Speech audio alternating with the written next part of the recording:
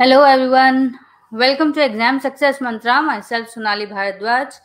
Guys, आप लोगों का बहुत बहुत स्वागत है इस क्लास के अंदर। आज मैं आप लोगों के लिए 8th क्लास की हिस्ट्री लेकर आई हूँ। हमारी 6th और 7th की हिस्ट्री जो है वो कंप्लीट हो चुकी है। आज हम करेंगे 8th क्लास की हिस्ट्री, आज से स्टार्ट होगी। देखिए, पहले मैं आप लोगों को फर्स्ट ऑफ ऑल कुछ क्वेश्चंस के बारे में बताना चाहती हूँ कि क्वेश्चन का जो पैटर्न है एनसीईआरटी से रिलेटेड वो किस तरीके का आता है। देखिए, कुछ क्वेश्चंस आते हैं सिंपली, जो आप लोगों के क्वेश्चन दे दिए उसके आंसर दे दिए आप लोगों को सिंपल। एक आता है पेडागोजी से रिलेटेड, ठीक है, एक पार्ट आप लोगों का पेडागोजी से रिलेटेड आता है। और कुछ क्वेश्चंस आप लोगों के होते हैं कि टाइम पीरियड दे दिया है, उसके अकॉर्डिंग आप लोगों को आंसर देना है। तो बेसिकली सीधी सी बात जो है वो ये आती है कि आप लोगों को जब क्वेश्चन अटेम्प्ट करें तो ये ध्यान रखकर करें कि वो टाइम पीरियड जो है वो कौन सी बुक के अंदर दिया हुआ है। उसके लिए मैंने आप लोगों को एक ट्रिक बताई थी कि जो 7th क्लास की हिस्ट्री है सिर्फ आप उसको ही याद रखें, उसका टाइम पीरियड याद रखें। 6th और 8th क्लास की टाइम पीरियड जो है वो ऑटोमेटिकली आप लोगों को याद हो जाएगा। कैसे, दोबारा बताती हूँ। 7th क्लास की जो हिस्ट्री है हमारी मेडिवल हिस्ट्री है, जिसके अंतर्गत हमने 700 से 1750 के बीच का जो टाइम पीरियड है वो पढ़ा था, ठीक है। उसमें अगर शताब्दी की बात करते हैं तो 8वीं से लेके 18वीं शताब्दी के बीच का जो टाइम पीरियड है, ईसा पूर्व का जो टाइम पीरियड है, वो हमारा 7th क्लास की बुक के अंदर आता है। 8वीं से लेके 18वीं ईसा पूर्व का, 18वीं शताब्दी के बीच का, ठीक है। तो ये आता है हमारा 8th क्लास की हिस्ट्री के अंदर। अब अगर आप 7th क्लास की हिस्ट्री में, अब अगर आपसे पूछा जाए 6th क्लास की हिस्ट्री में कौन सा टाइम पीरियड आता है, तो वो 8वीं शताब्दी से पहले का टाइम पीरियड आपका 6th क्लास की हिस्ट्री आएगी, और 18वीं शताब्दी के बाद का जो टाइम पीरियड है वो आपकी 8th क्लास की बुक का है, ठीक है, जिसके अंदर हम लोग ब्रिटिश रूल के बारे में पढ़ेंगे, ब्रिटिश शासन के बारे में पढ़ेंगे। तो आज वही चीज मैं आप लोगों को करवाने जा रही हूँ 8th क्लास की बुक में। देखिए, फर्स्ट चैप्टर जो हमारा है कब, कैसे और कहां, ठीक है, इसके अंदर हम लोग क्या पढ़ेंगे कि इसके अंदर हम लोग पढ़ेंगे बेसिकली ब्रिटिश शासन जो है जब आया, उन्होंने राज किया तो किस तरीके की उनकी कार्य प्रणाली थी, किस तरीके से वो शासन करते थे, किस तरीके से वो यहाँ पर रूल करते थे, उनका क्या क्या तरीका था, किस तरीके से उन्होंने रिकॉर्ड्स रखे, उन्होंने कौन सी अपनी रणनीति तैयार करी यहाँ पर शासन करने के लिए। जब उन्होंने ये सोचा कि यहाँ पर शासन किया जाए तो उन्होंने अलग अलग मानचित्रकारों को नक्शे बनाने का काम भी जो था वो सौंप दिया था। तो वही चीज आज हम पढ़ेंगे। क्यों सौंपा था? क्योंकि वो चाहते थे कि वो ये देखना चाहते थे कि इंडिया का जो एरिया है वो कितने में फैला हुआ है, किस तरीके से हम उसके ऊपर शासन कर सकते हैं। तो धीरे धीरे करके उन्होंने यहाँ की जो चीजें हैं, यहाँ की हर एक चीज के बारे में उन्होंने समझना शुरू करा। तो ये आज आप लोगों का चैप्टर फर्स्ट के अंदर आएगा, ठीक है। तो स्टार्ट करते हैं, कैसे, कब और कहां। Lesson number 1। प्राचीन काल में आम समझ के हिसाब से इतिहास को तारीखों का पर्याय माना जाता था। इतिहास अलग अलग समय में आने वाले बदलावों के बारे में होता है। इसका संबंध इससे है कि अतीत में चीजें किस तरह की थी और उनमें क्या बदलाव आए, ठीक है। कि प्राचीन काल में क्या माना जाता था, इतिहास को तारीखों का पर्याय माना जाता था, कि तारीख के हिसाब से जो टाइम पीरियड है वो उसके हिसाब से चीजें जो है वो तैयार की जाती थी। इतिहास अलग अलग समय में आने वाले बदलावों के बारे में होता था। इसका संबंध इससे है कि अतीत में चीजें किस तरह की थी और किस तरीके से टाइम के अकॉर्डिंग उनके अंदर चेंजेस आए, बदलाव आए। ये सारी चीजें हमको इतिहास के बारे में पढ़ने में मिलती हैं इतिहास में, ठीक है। अब देखिए, अंग्रेजों ने जब शासन करने की सोची, यहाँ पर उन्होंने सोचा कि धीरे धीरे अपना शासन फैलाया जाए, तो उन्होंने अलग अलग मानचित्रकारों से यहाँ पे नक्शे बनाने का काम उनको सौंपा था, ठीक है। तो रॉबर्ट क्लाइव नाम का एक मानचित्रकार था। रॉबर्ट क्लाइव ने, एक गवर्नर जनरल था रॉबर्ट क्लाइव, उन्होंने रेनेल को हिंदुस्तान के नक्शे तैयार करने का काम सौंपा। रेनेल एक मानचित्रकार थे और रॉबर्ट क्लाइव ने उनको ये काम सौंपा था कि हिंदुस्तान का नक्शा तैयार करना है तुम्हें। ठीक है, नेक्स्ट है, लोग इतिहास को तारीखों से जोड़कर क्यों देखते हैं। ये क्वेश्चन आ चुका है आप लोगों की जो सीटेट है उसके अंदर, ये क्वेश्चन आ चुका है कि लोग इतिहास को तारीखों से जोड़कर क्यों देखते हैं। इस जुड़ाव की एक वजह है, एक समय था जब युद्ध और बड़ी बड़ी घटनाओं के ब्योरों को ही इतिहास माना जाता था। इतिहास यानी कि उस टाइम पे जो बड़ी बड़ी जो चीजें होती थी, युद्ध हो गए, कोई बड़ी घटनाएं होगी, उसको ही इतिहास में दर्ज किया जाता था। यह इतिहास राजा महाराजाओं व उनकी नीतियों के बारे में होता था। किसके बारे में? राजा महाराजा के, और किस तरीके से वो काम करते थे, क्या तरीके थे, क्या नीतियां वो चलाते थे, उन चीजों के बारे में हिस्ट्री मानी जाती थी। इतिहासकार यह लिखते हैं कि कौन से साल राजा को ताज पहनाया गया, किस साल उनका विवाह हुआ और कौन से साल उसने लड़ाई लड़ी, वह कब मरा और उसके बाद कौन सा आई थिंक सॉरी कुछ गड़बड़ जरूर हुआ है बच्चा। 1 सेकेंड।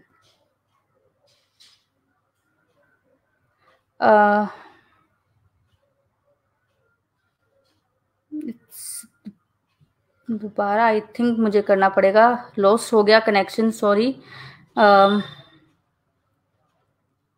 यस, तो इतिहास राजा महाराजाओं और उनकी नीतियों के बारे में होता था। इतिहासकार यह लिखते थे। अब इतिहासकार किस तरीके से इतिहास लिखते थे कि कब राजा जो था वो पैदा हुआ था, उसने कौन से साल में युद्ध किया, कब उसका विवाह हुआ, उसने कौन सी लड़ाई कौन से साल में लड़ी थी और वह कब मरा था, कौन सा शासक उसके बाद उसकी गद्दी पे बैठा, किस तरीके की नीति जो थी वहां पे चलाई जाती थी। ठीक है, ये सारी चीजें हमें हिस्ट्री से रिलेटेड वहां पे देखने को मिलती थी। इस तरह की घटनाओं के बारे में निश्चित तिथि बताई जा सकती है, व इसी तरह से इतिहासों में तिथियों का महत्व बना रहा। ठीक है, कि जो पर्टिकुलर चीजें जो टाइम पे होती रही, अब इनके जैसे देखिए, सपोज करिए अब जब राजा जब पैदा हुआ और जब वो गद्दी पे बैठा, वो दोनों टाइम पीरियड जो है वो बहुत ही इंपॉर्टेंट है। उसके बारे में हम एक निश्चित तिथि बता सकते हैं, लेकिन उसके बीच में जो टाइम, जो राजा ने जो टाइम बिताया, किस तरीके से उसने अपनी पढ़ाई करी, किस तरीके से वो बड़ा हुआ, क्या क्या चीजें उसने फेस करी, उस टाइम पीरियड के लिए कोई निश्चित तिथि नहीं है। इसीलिए जो तिथियों का महत्व है वो इंपॉर्टेंट होता गया। क्यों? क्योंकि इससे हमें पुराने टाइम में जो इम्पोर्टेंट चीजें हैं, युद्ध हो गए, जो लड़ाइयां हो गई, राजा कब जन्मा, उसके बारे में उसने कब विवाह किया, उसने कौन कौन सी नीतियां किस साल में चलाई, तो ये सारी चीजें हम तारीखों से जोड़कर देखते हैं। इस वजह से इतिहास जो है वो इम्पोर्टेंट हो जाता है तारीखों के हिसाब से। ठीक है, तो लोग इसी वजह से इतिहास को तारीखों से जोड़कर देखते हैं। ठीक है, नेक्स्ट आता है हमारा प्रथम गवर्नर जनरल वॉरेन हेस्टिंग और आखिरी लॉर्ड वायसराय माउंटबेटन थे। ठीक है, पहले गवर्नर जनरल थे हमारे वॉरेन हेस्टिंग और लास्ट वायसराय जो थे हमारे लॉर्ड माउंटबेटन थे। याद रखना, ये क्वेश्चन आ चुका है, दोनों क्वेश्चन आ चुके हैं बनकर। ठीक है, नेक्स्ट आता है, जब हम कोई इतिहास या कहानी लिखते हैं तो उसे टुकड़ों में बांट देते हैं, ऐसा क्यों करते हैं? ये क्वेश्चन भी आ चुका था सीटेट में। देखिए कि जब हम इतिहास को लिखते हैं या उससे रिलेटेड कोई कहानी लिखते हैं, अकबर बीरबल की कोई है, तो उसको टुकड़ों में क्यों बांट दिया जाता है? अब हमारी जो हिस्ट्री है 6th 7th 8th क्लास की अलग अलग टुकड़ों में है, उसको एक ही बुक के अंदर क्यों नहीं बांटा गया? एक हमारी मेडिवल है, एक हमारी एंशिएंट है, एक हमारी मॉडर्न है, एक प्राचीन है, एक मध्यकालीन है और एक आधुनिक है। क्यों बांटा गया है? तो यही चीजें आप लोगों की पेपर में देखी जाती हैं कि जो बच्चे हैं वो किस तरीके से अपनी बुक को समझ कर आए हैं। तो ये क्वेश्चन मैंने एज इट इज उसके अंदर आप लोगों के नोट्स के अंदर डाले हैं, ध्यान से देखिएगा। ऐसा इसलिए किया जाता है ताकि हर अध्याय में कुछ सामंजस्य बना रहे, कि एक जो चैप्टर है दूसरे चैप्टर से रिलेट करके पढ़ा जा सके, सामंजस्य उसमें बना रहे। इसका मकसद कहानी को इस तरह से सामने लाना है कि उसे आसानी से समझा जा सके और याद किया जा सके।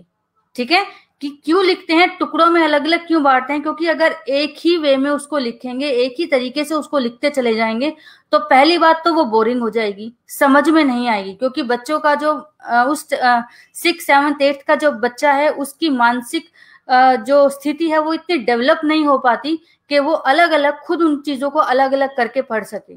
ठीक है, या तो टीचर उसको बताता है या फिर उसको किसी की हेल्प की जरूरत होती है। तो बच्चों के लिए ये सहूलियत कर दी गई है कि उसको टुकड़ों में बांट दिया गया है, जिससे कि जो बच्चे हैं एक दूसरे से जो चीजें हैं उसमें सामंजस्य स्थापित करके पढ़ सकें, एक चैप्टर से दूसरे चैप्टर को रिलेट करके पढ़ सकें। इससे क्या है, बच्चे उसको अच्छे से याद भी कर सकते हैं और उसको समझ भी सकते हैं। ठीक है, नेक्स्ट है हमारा 1817 में स्कॉटलैंड के अर्थशास्त्री व राजनीतिक दार्शनिक जेम्स मिल ने 3 विशाल खंडों में a history of British India नामक किताब लिखी। इस किताब में उन्होंने भारत के इतिहास को हिंदू, मुस्लिम और ब्रिटिश इन 3 कालों में बांटा था। देखिए अब क्वेश्चन क्या आया था। जेम्स मिल ने भारत के इतिहास को किन कालखंडों में बांटा है, ये question as it is paper में आ चुका है। तो उसने किन 3 टाइम पीरियड में बांटा था, पहला हिंदू, दूसरा मुस्लिम टाइम पीरियड जो हमने 7th क्लास में पढ़ा था। ठीक है, अकबर था, बीरबल था, मुगलों ने यहाँ पे शासन किया था। उसके बाद आया ब्रिटिश, जो हम 8th क्लास में पढ़ रहे हैं, ब्रिटिश शासन। ठीक है, तो जेम्स मिल ने इन 3 अलग अलग कालखंडों में भारत के इतिहास को बांटा था। उसकी बुक कौन सी थी, a history of British India. इसको याद रखिएगा अच्छे से। और वो कहाँ का था, वो स्कॉटलैंड के अर्थशास्त्री थे।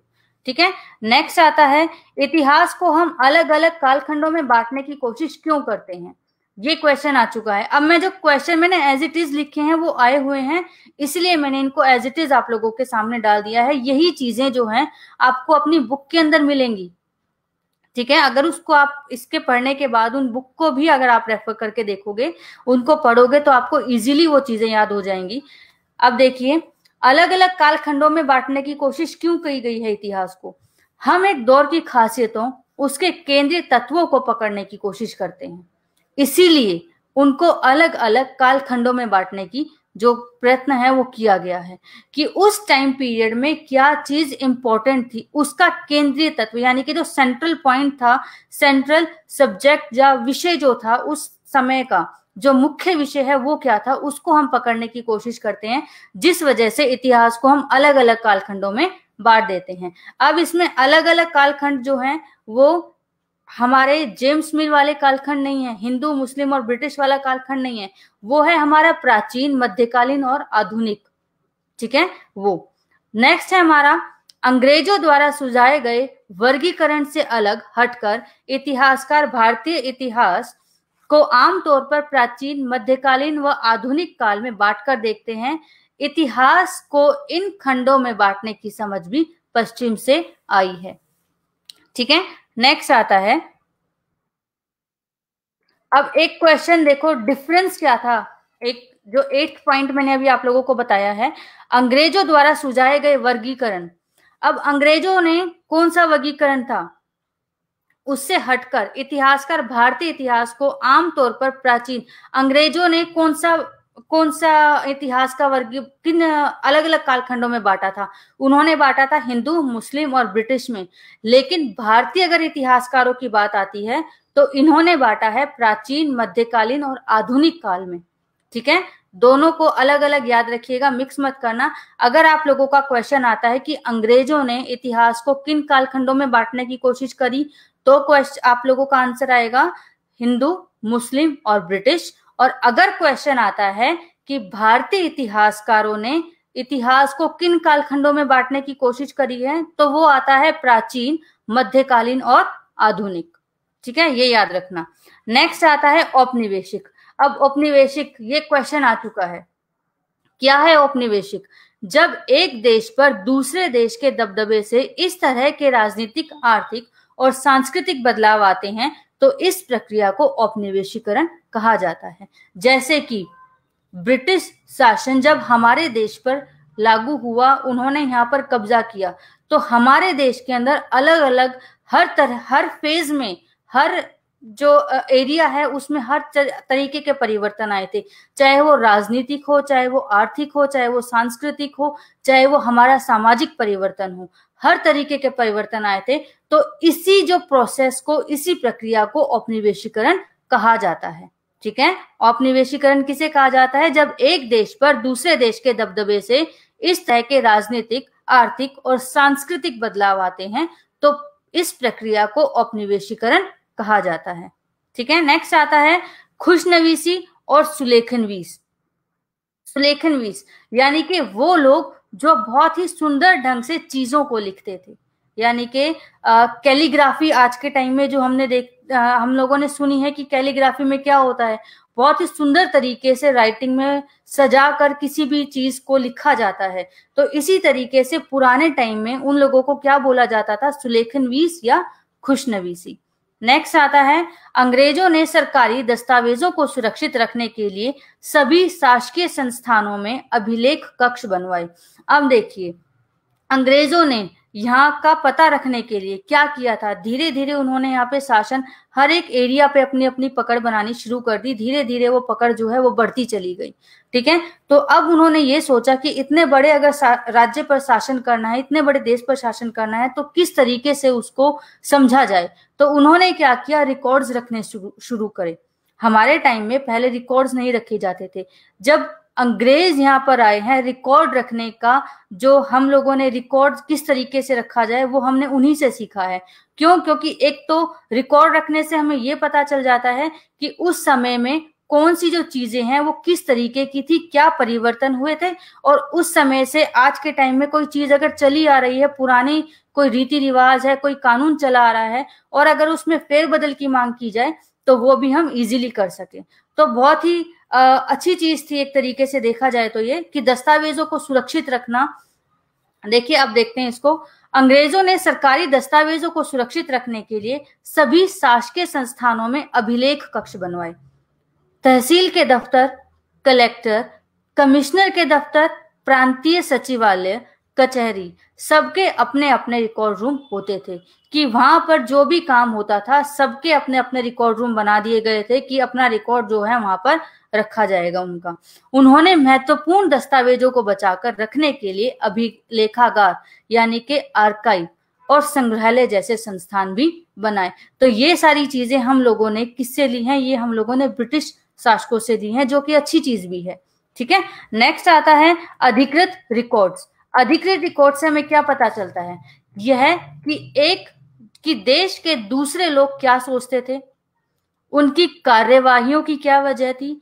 इसके लिए लोगों की डायरियां, तीर्थ यात्राओं और यात्रियों के वृतांत, महत्वपूर्ण लोगों की आत्मकथाएं, स्थानीय बाजारों में बिकने वाली लोकप्रिय पुस्तकें महत्वपूर्ण हो जाती हैं। जैसे जैसे छपाई की तकनीक फैली, अखबार छपने लगे। ठीक है, उस टाइम पे धीरे धीरे जो डेवलपमेंट हो रही थी, तो धीरे धीरे उस टाइम पे अखबार छपने लगे। लोग जो हैं, जब वो अखबार, जो न्यूज़पेपर है, लोगों तक पहुंचने लगे तो लोगों में जागरूकता भी फैलने लगी थी। ठीक है, तो छपने लगे। विभिन्न मुद्दों पर जनता में बहस भी होने लगी। नेताओं और सुधारकों ने अपने विचारों को फैलाने के लिए लिखा। कवियों और उपन्यासकारों ने अपनी भावनाओं को व्यक्त करने के लिए लिखा। ठीक है, तो अलग अलग अधिकृत रिकॉर्ड से हमें क्या पता चलता है कि जो एक देश के लोग हैं वो क्या सोचते हैं, दूसरे देश के लोग क्या सोचते हैं। तो ये चीजें हम लोगों को अधिकृत रिकॉर्ड से पता चली। धीरे धीरे डेवलपमेंट होते चले गए। ट्रेन्स आई, न्यूज़पेपर आए, न्यूज़पेपर से लोग जैसे जैसे जो अखबार हैं, पत्र पत्रिकाएं हैं, वो छपने लगी, तो लोगों में थोड़ा सा जागरूकता का भाव आ गया। जो पुरानी रीतियां थी वो धीरे धीरे खत्म होती चली गई। कुछ लोग जो थे जिन्होंने कमांड अपने हाथ में ली, नेता थे, जो समाज सुधारक थे, जो पुरानी प्रथाओं को खत्म करना चाहते थे, उन्होंने इन चीजों का सहारा लिया, जो कि लोगों की पहुंच तक आसानी से वो पहुंच सके और उनमें जो जागरूकता है वो फैला सके। नेक्स्ट आता है आप लोगों का, अंग्रेजों का विश्वास था कि किसी भी देश पर शासन चलाने के लिए उसे अच्छी तरह से जानना जरूरी होता है। 19वीं सदी के शुरुआत में पूरे देश का नक्शा तैयार करने के लिए बड़े बड़े सर्वेक्षण किए जाने लगे। गांवों में राजस्व सर्वेक्षण किए गए। इनमें धरती की सतह, मिट्टी की गुणवत्ता, वहां मिलने वाले पेड़ पौधों व जीव जंतुओं तथा स्थानीय इतिहासों व फसलों का पता लगाया जाता था। 19वीं सदी के आखिर में हर 10 साल में जनगणना भी की जाने लगी। अब देखिए, जनगणना पहले कभी नहीं होती थी, लेकिन क्वेश्चन आप लोगों का आया था ये, ठीक है, कि कब हुई थी? 19वीं सदी के आखिर में हर 10 साल में जो जनगणना है वो की जाने लगी थी। और ये चीज भी हमने कहां से ली है? ये भी हमने ब्रिटिश शासन से प्राप्त की है। बहुत सी चीजें हैं, देखिए सारी चीजें ये नहीं कहते कि अच्छी हैं, लेकिन हाँ कुछ चीजें जो थी उनकी बहुत अच्छी थी जो हमने अब तक हमने चलाई हैं, जैसे जनगणना हो गया, चीजों का रिकॉर्ड रखना हो गया, ठीक है, संग्रहालय बनाना हो गया। तो ये चीजें जो हैं हम लोगों ने अंग्रेजों से ली थी, जो कि आज भी चलती आ रही हैं, और ये कहीं ना कहीं हमें इसका हमें फायदा ही होता है इन चीजों का, ठीक है। तो देखिए, ये था आप लोगों का लेसन नंबर 1 कंप्लीट हो गया है, ठीक है। लेसन नंबर 2 हम करेंगे कल। तो नेक्स्ट है सामान्य व्यापार से साम्राज्य तक, कि किस तरीके से हम कल के लेसन में पढ़ेंगे कि किस तरीके से लोगों ने अपना, जो ब्रिटिश सरकार थी उन्होंने अपना व्यापार फैलाया, ठीक है, किस तरीके से वो यहाँ व्यापार करने आए और उसके बाद उन्होंने अपना साम्राज्य फैलाया, वो हम पढ़ेंगे कल के चैप्टर में। तो कल का चैप्टर भी बहुत ही इंपॉर्टेंट है। देखिए 8th क्लास की हिस्ट्री बहुत लेंथी हो जाती है, तो आप लोगों के लिए शॉर्ट नोट्स हैं, अगर आप इनको पढ़ेंगे तो इजीली अपना सीखेंगे। देखिए सीटेट की कोई टेंटेटिव डेट नहीं आई है अभी तक, कोई ऑफिशियल अनाउंसमेंट नहीं हुई है, बट दिसंबर में एग्जाम हो सकते हैं। महीने बहुत होते हैं, बहुत ज्यादा हैं 2 महीने। जो क्लियर करना चाहे, जो अच्छे से पढ़ना चाहे, 2 महीने में इजीली पेपर क्लियर कर सकता है। आप लोगों को ये वीडियोस देखने के बाद मैंने ऑटोमेटिकली आप लोगों के लिए शॉर्ट नोट्स तैयार कर दिए हैं। 6th 7th की हमारी हिस्ट्री कंप्लीट हो गई है। जिसने 6th 7th की जो क्लासेस है वो मिस करी हैं, तो आप, मेरा यूट्यूब चैनल है एग्जाम सक्सेस मंत्रा बाय सोनाली भारद्वाज के नाम से, आप जाइए उसको सब्सक्राइब करिए। सारी क्लासेस वहां पर भी अवेलेबल होंगी आप लोगों के लिए, जिससे कि आप अपनी स्टडीज अच्छे से कर सके। एंड यस, जितना हो सके अपनी हिस्ट्री को समझकर अटेम्प्ट करें, क्योंकि मैंने ये अपनी पहली वीडियो में ही बोला था कि आप लोगों को जो हिस्ट्री है वो एज अ स्टूडेंट नहीं पढ़नी है, आप लोगों को हिस्ट्री एज अ टीचर पढ़नी है, क्योंकि हम 6th 7th 8th क्लास के बच्चे नहीं हैं, हम टीचिंग का एग्जाम दे रहे हैं। तो क्वेश्चन भी हमसे उसी तरीके से पूछे जाएंगे, ठीक है, क्वेश्चन हमसे उसी तरीके से ही पूछे जाएंगे। तो हम लोगों को उसी तरीके से अपने आप को तैयार करना है, अपनी बुक को समझना है, ना कि क्वेश्चंस को रटना है, ठीक है। तो मिलते हैं स्टूडेंट्स कल की क्लास में, लेसन नंबर 2 कल 2 बजे। तो thank you so much. And yes, कोई क्वेरी होती है तो आप मुझसे लाइव सेशन में पूछ सकते हो अपने पेपर से रिलेटेड। एंड यस, बार बार ये मत पूछना, कहीं भी मत पूछना कि एग्जाम कब होगा, क्योंकि कोई भी आप लोगों को एग्जैक्ट डेट नहीं बता पाएगा। इससे अच्छा है कि आप डेली 2 दिन में या 3 दिन में एक बार उसकी ऑफिशियल साइट पे जाइए और उस पे चेक करिए, ठीक है। जब तक आप ऑफिशियली उसको नहीं देखेंगे तो कोई कुछ भी कहता रहे, वो मैटर नहीं करता है, तो उससे कंफ्यूजन और क्रिएट होता है थोड़ा। तो चलिए मिलते हैं कल की क्लास में, ठीक है। लेसन नंबर 2, और कुछ पूछना हो तो आप लोग मुझसे कमेंट में पूछ सकते हैं। Thank you so much and have a nice day. और अच्छा लगे तो प्लीज लाइक करिए, शेयर करिए।